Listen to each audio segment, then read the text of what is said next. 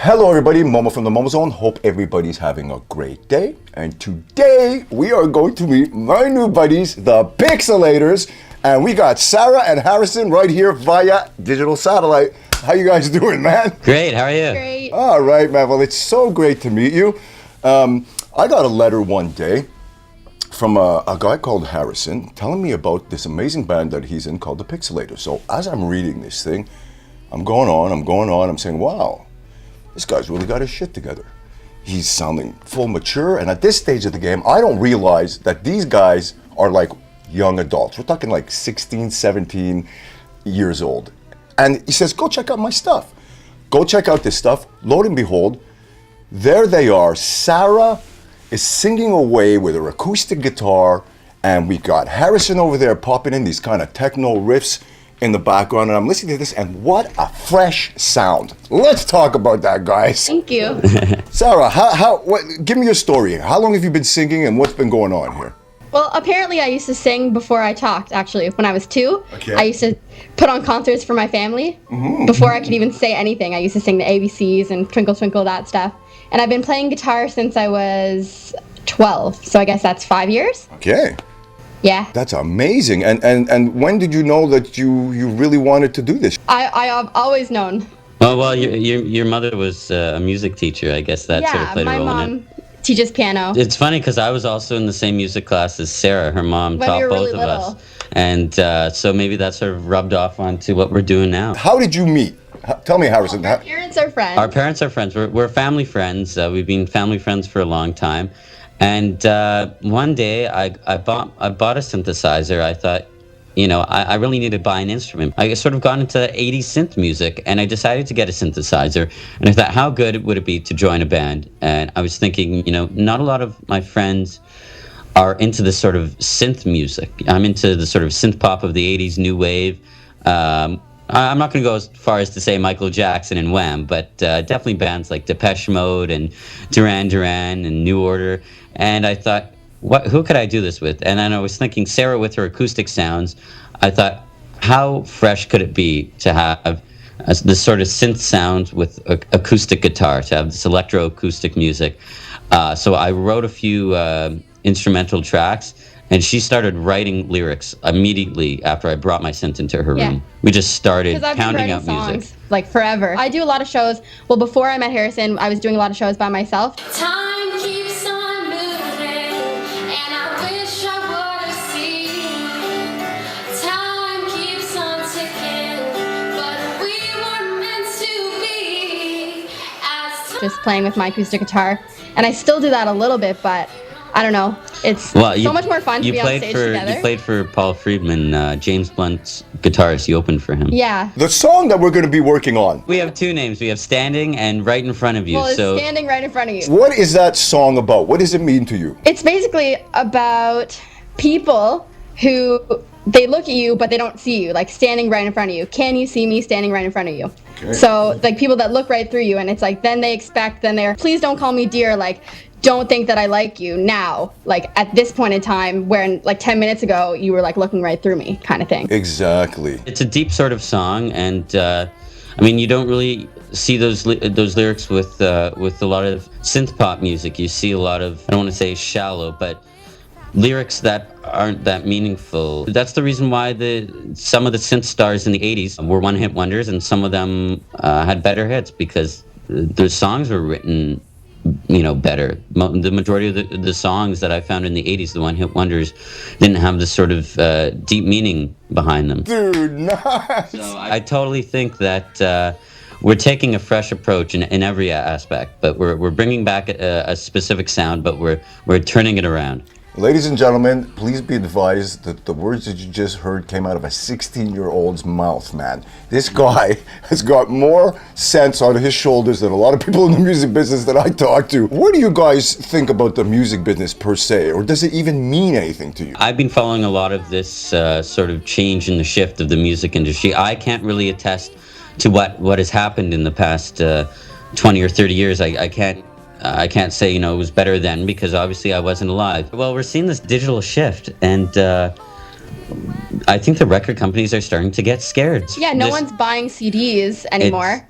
it's like you have to make your money by performing, which is like really important to us. It's shifted the minds of musicians in that they're sort of based now on performance, their music, rather than getting royalties, because now that yeah, you don't even need a record label per se. you don't. I mean, you can do Because everything. then, You can yeah. do everything by yourself. Like you can put like my demo CD is like on iTunes. You guys, you're part of a generation that was born with computers, so life without computers is not really part of your diet, if I shall say, because you were born into that. What do you think is different between you guys and people who don't understand that? Well, I think there's an old school way of doing things and a new school way of doing things. I know of a few publicists in the U.S. who I've worked with, or who I know I'm acquaintances with. They were doing PR work back in the 70s and 80s and even the 90s, and they didn't have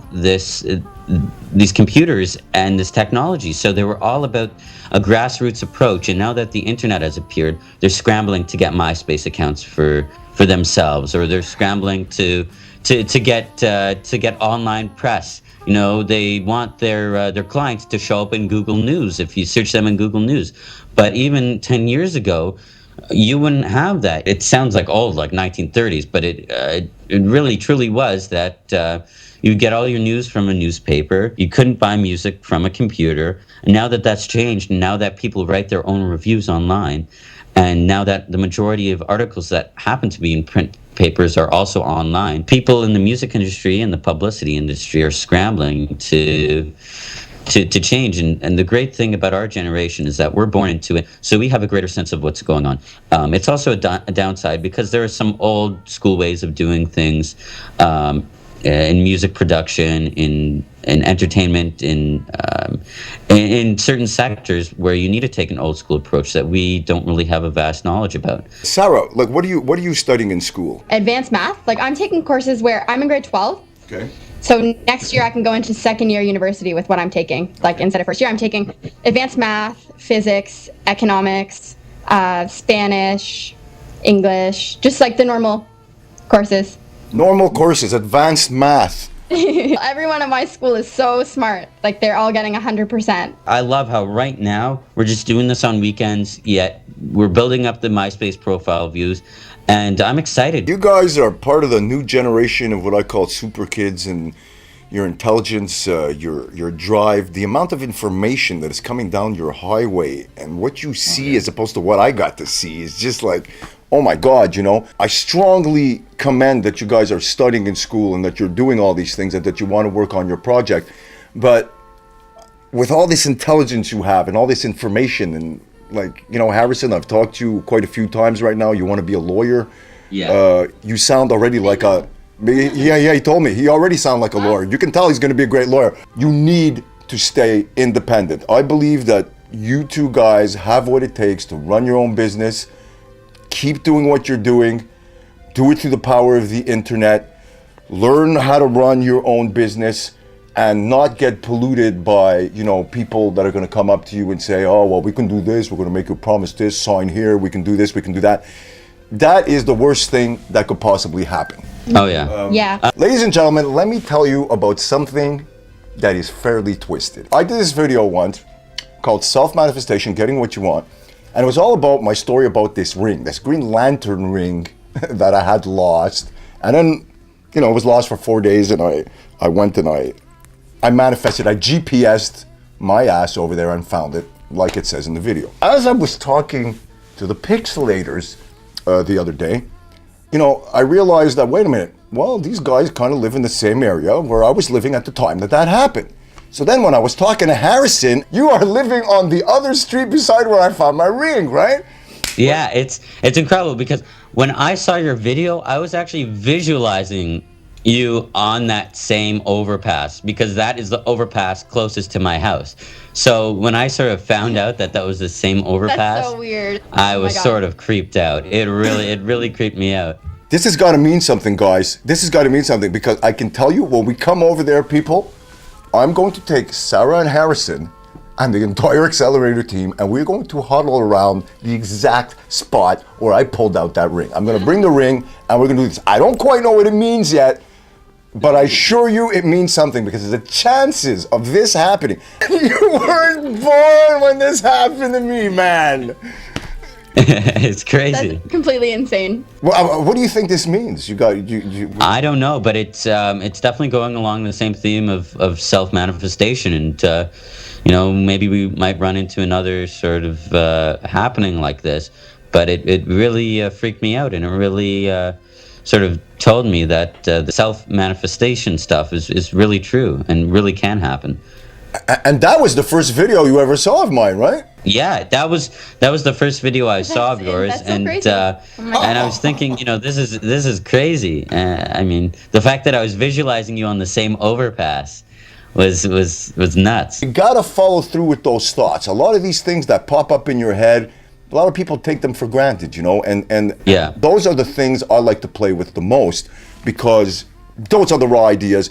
Those are the initial ideas, and all the greatest things come from that spark. What about you, Sarah? You find you have, you just go, you get an idea, pops in your head, you follow through. Are you a hesitator? Do you?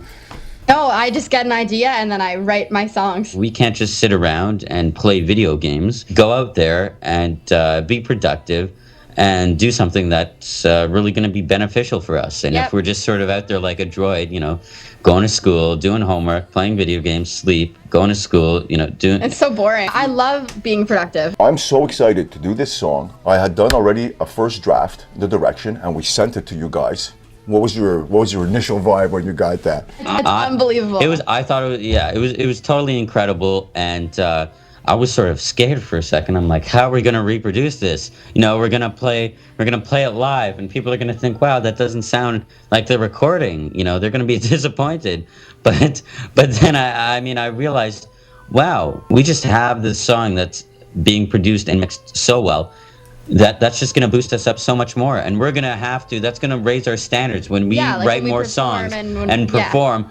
They're We're gonna have to be as good as that. They're gonna have to be as good as that. So in a sense, that really pushed us forward. That it sort of gave us the shove as okay, that, work that's a little what our harder. music can sound like. And when you write a song, don't just write it in an hour and then leave it. You got to sort of add elements to it, and you have to perfect it. So for us, that was sort of a kick in the head, as my shirt says. You need a kick in the head. It says Your standards and your morals are like right up there at the top of the chain, and you guys are the primo examples of what I believe in, and man, like Pixelator is real lucky to have people like you on board. And we are real lucky to have Pixelator. I mean, really, we are. And you have motivated us. That's the goal of Pixelator, to motivate people. And you've certainly done that already. I mean, we're not even in the same room, and you've motivated us so much more. Living